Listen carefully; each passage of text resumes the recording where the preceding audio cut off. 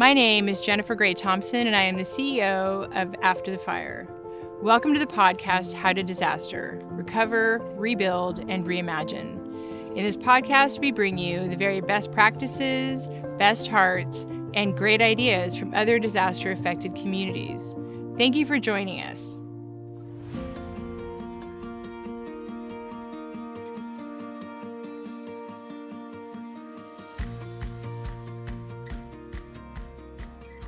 Today, we're doing something a little bit different for the podcast, and this is in response to the very tragic, terrible mega fire in Maui and Lahaina, especially. There are other fires as well in Maui and in Hawaii, but clearly the most devastating one is in Lahaina. They have lost so much.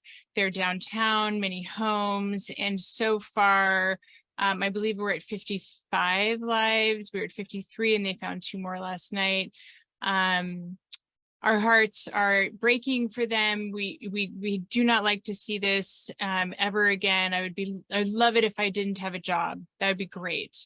But this is where we're at right now. And so the goal of today is I asked Reina Pomeroy from the Marshall Fire out of Boulder, Colorado, about 21 months ago to come on to give us a tip about, how do you communicate immediately, not only after a disaster, but what tools are out there. In her case, she used Slack, and it was super smart. And it's one of those things that we really like because it allows for a certain degree of privacy, controlling information, because you can have channels. It also, you have to be invited to the Slack, and it sort of not inoculates, but really sort of wraps its arms around in a protective fashion the community that has been most affected by the mega fires. So they allow people on when they are trusted partners. We definitely appreciate it because it allows us to see like what's going on, what are their concerns, and then when we decide like, okay, we're going to come out there and bring you people, what are your biggest concerns coming up right now? But I asked Reina to come on and really talk about how did she set that up? Similar to, in some ways, the Lahaina Maui fire, the Marshall fire started in a hot, grassy, hot day. It's a grassland fire. And then the houses became the primary sources of ignition. It was on December 30th. So it shouldn't have happened necessarily on that day, but this is sort of the climate reality that we are existing in. So thank you so much for joining me on this impromptu How to Disaster podcast. Jennifer Gray Thompson from After the Fire, and we will welcome Reina in for this conversation. We're going to keep today a little bit brief as much as possible because we want you, wherever you are, wherever you're listening to this, to be able to access it now. And you can always reach out if you would like to connect directly or anything else that we could possibly do. We're happy to be here to help. Welcome to a very quick episode of How to Disaster, Reina. Hi there. Thank you so much for having me.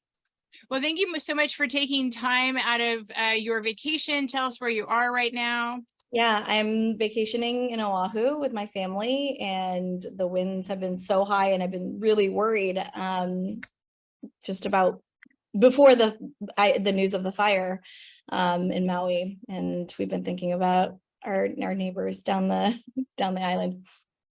Yes, and so one of the reasons why I asked you to do this, and thank you for interrupting your family vacation, is because you are a Marshall Fire survivor, which happened about 20 months ago in Boulder. Also high winds, grassland driven, and then of course the homes were the source of ignition. A lot of damage in a short period of time. So I was hoping, but you did this super, super cool thing that helped with communication. I just want to make sure that we got it out to the community, see if they could use it now. Can you tell us your story, what you did?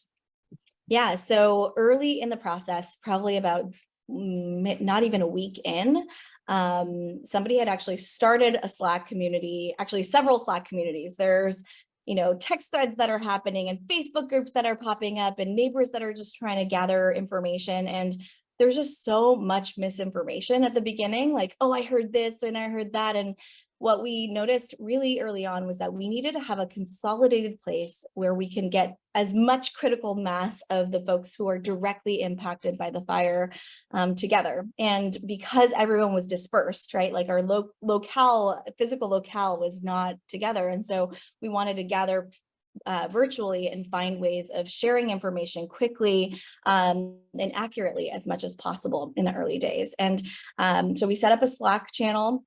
One of my first tasks on the board of Marshall Together was to plead with Slack, which I learned that has a branch of their organization called Slack for Good, which basically comped us a membership for our community. And Slack is relatively expensive. It's an enterprise, work type of environment. And we got super lucky in them sharing that wealth with us. And we've been able to do a lot of really incredible things with it.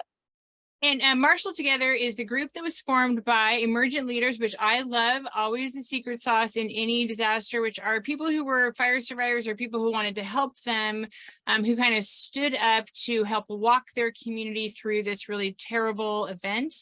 You guys lost over 1,100 homes just to fire, and then more to smoke damage. And there was just a variety of issues to actually navigate.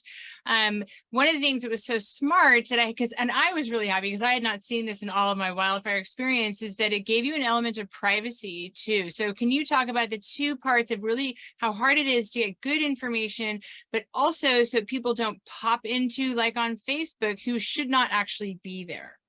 Yeah, I think there's a lot of value in Facebook groups that are open to a broader community. Like there is a community for Marshall fire survivors and supporters of, there were so many volunteers at the beginning, and those people were added to a Facebook group. That's not our community. We saw a real differentiator in being able to keep the community really tight. And this was something that I actually fought our board for, because people were like, oh, a lot of people want to help, why don't we add them in? But what the reality, we knew early on that this sort of early phase of volunteership from our community wasn't going to last. And those people were going to be sort of just not beneficial or helpful in our community space. And so we made a pretty deliberate decision early on in the process, is that if they were not directly a survivor themselves from a different fire because they were helping us, right, they were our mentors, or they were personally filing an insurance claim for the Marshall fire. That was sort of our delineator. And so lawmakers wanted to come in, news folks, journalists wanted to come in, other folks wanted to join our Slack, but we had said no from the very beginning. And that standard has really set a precedent for privacy, for information to be able to talk about things in a really safe and open way. No contractors as we rebuild are in that space. And we've had to have some tough conversations about, moderating. All of us are on the board, are total loss survivors, and we're trying to navigate this on our own. So just day to day, it's a little bit tricky sometimes, but we do our best to keep it a safe space, because if people don't come into the space and it's not a critical mass, it's not actually beneficial for our community. And so we try to keep it as safe as possible for the people who do choose to come.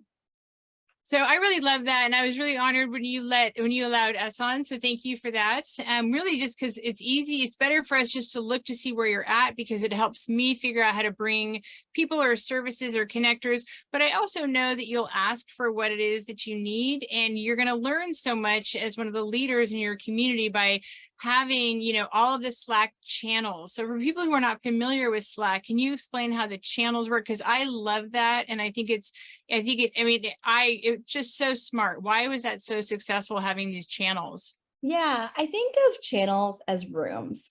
So if you're in like a department store and you know that you need to go to, I don't know, the shoe section, right? You're not going to just like wander around, hopefully, wander around just like the kids section.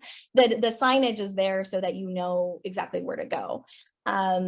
It's sort of like a similar type of space is Facebook groups, right? It's a closed group. You have to ask to be let in most of the time. And the challenge with Facebook, in the former Facebook group I was telling you about, is that everything is on one feed, right? And it kind of also gets mixed in with the rest of your Facebook feed. And it gets a little bit messy, and you don't go there for a particular thing, and it's hard to search. And so with Slack, what I think about as different channels, different rooms, is any particular topic that is pressing for our community and our membership now. And so if at the very beginning, cleanup was a big issue, or getting free stuff was a big issue, and being able to locate, I don't know, how do I get my passports? Those types of questions were located in different spaces and allowed us to not overwhelm the feed, so to speak. Yeah. You go to a specific place for the specific, like you go to the, you know, the shoe section and get help in the shoe section rather than, you know, searching the whole catalog of things. And I think what's really helpful about that is that it allows you to find what you need now. And also it indexes things so that when you, like 6 months from now, the problem that you had, you know, back then, you know, back 6 months from now, like those things are there. And that's the gift of Slack that Slack has given us. The paid account requires you, the unpaid account deletes or archives anything past 10,000 messages. In our community, 20 months in, we're about 70,000 messages in. So we would have lost that archive. And it's actually really helpful to be able to look back and see, oh, we were here when, you know, 5 months ago or whatever. And to be able to glean from other people's knowledge, because some people are building back faster than others and have shared information in the past. So that type of environment is really helpful. We now, you know, as the time goes on, we're 20 months into the fire recovery and we're at a different phase, right? Like PPDR, public, what is it? Property debris removal is no longer really a thing, right? We are past that phase, but that channel is sort of like in dormant stage. And if we need to recover it, we can. But now insurance is something that we're looking at. We are looking at extending our ALE because we are also a declared disaster. And so all of those things are incredibly important for us to be able to pick back up and have those conversations in the right spaces. I also like it because I see it as trauma informed too. Like we all know that not everybody is ready to pick up certain parts at one time. And, you know, everybody kind of has to do debris removal on a schedule. So that's one of the things that we cannot do anything about. But, you know, if somebody may not be ready to start their rebuilding or pulling their permits for a couple of years is very normal. And so I like it because you're actually allowing people, you're meeting them where they're at, as opposed to sending them to a, you know, and Facebook is great for so many things. Like I always watch the Facebook of, you know, the channels on all of, not channels, but the pages of all the people who, and immediately after a disaster. But this is different because this is actually allows you to also gather information for where people are hitting pain points. And then you are able to like relay that information back up to your elected officials or your building department or your community foundation. And then they can give you information, then you can relay it back in a way that is dependable, because as you said, misinformation and even disinformation are just rampant after a disaster because there's so much trauma, and in trauma there's opportunity for good and also for not good. So absolutely. Yeah. I think you hit on a couple of things that were really important there. So in terms of misinformation, what we did immediately after the fire was go to the source. So some of us who had the most bandwidth at the time or were immediately housed or whatever, were able to pick up the phone and say, hey, I have a group of X number of people who are having some trouble with this thing, and like everyone's saying the same thing. And so we're able to surface those things relatively quickly. We also were able to see some of those emerging leaders relatively quickly in the process. Some of the most active people on Slack in the early days are part of our board now, and continue to be part of our board. Another thing I'll say is that churns. And so like sometimes you need to add more people to the mix. And like those people who are most active on Slack, who are most active in the process, are the folks that we tap to, you know, to support when we need to. I also thought it was cool because it sort of negated the need for, like, we like to just show like systems that have worked for other communities and being in non-prescriptive but always adaptive. And I felt like you guys didn't really need the block captain system in the same way. I mean, you had a version of it, but you also used Slack. And so you sort of adapted what other people had done and then, you know, made a new system that, this is why I'm talking to you now, is because maybe that will work really well for the people of Maui. And that at least this is a really good option for them. And now they know about Slack for good. I am trying to keep this short, though. I do want to talk to you forever. What do you think the biggest challenge was in, like, you know, is it the moderating in that communication, or how do you share moderation duties? Like, that's a hard thing to do. I know you're a pro at this, but it's hard. Yeah, I think we just have like pretty strong community guidelines. If we see bad actors, I'm not scared to have that direct conversation with them and say, hey, we know we're here together for a reason. And like, I know what you said wasn't meant the way that you said it. Or if it was, then we'll just have to kick you out. And like here's our guidelines, take a look at it if you feel like, and like it's not really bad actors, it's most of the time it's like, hey, I'm promoting my business, or like I want, because there's some people might have a secondary business that they were running and like that's impacted by the fire. So a lot of things are happening. I don't think people mean like any ill intent. It's just a matter of keeping the guardrails up and making sure that people continue to be safe. So did you have a couple of moderators? Or are you the primary moderator? Or how did you do that? Primary, but there's people, I think every single person has a role, like every member has a role. And so people will send DMs to the board. And that's another beautiful thing about the community. You can send voice notes, you can DM people directly. Like it's pretty awesome to be able to like communicate in that way when you don't have people's phone numbers. In the early days, there's so many random text threads that I was part of that like you can't keep up. Like the trauma is real. And so like fire brain is real. And so just making sure that you're able to take care of yourself and know where you can find that information was critical. Yeah. And Firebrain, yeah, for those of you right in the beginning of it, Firebrain is real and it lasts at least a year. And to be patient with yourself. And lastly, I want to say I like it because I think it takes care of leaders too. Like it gives you a place that you can go and it's orderly and it doesn't feel like, I often see leaders after a disaster who are like, I got to try to do it all. And it's so hard on their emotional, mental well-being. So it's really good.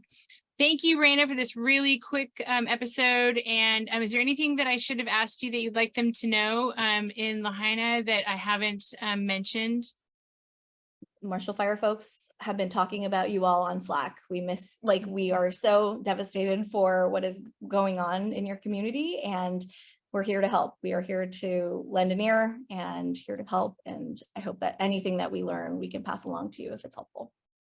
I think that we will have that opportunity, and I am designing that in my head now. So with Marshall Fire people in mind, actually. So, okay. All right. Thank you so much for your time and for taking time out of your family vacation, Reina. I really appreciate you. Thanks for having me. Okay. Bye. Thank you for joining us on the podcast, How to Disaster. For more information, please visit our website at afterthefireusa.org. And if you liked this video, please hit subscribe.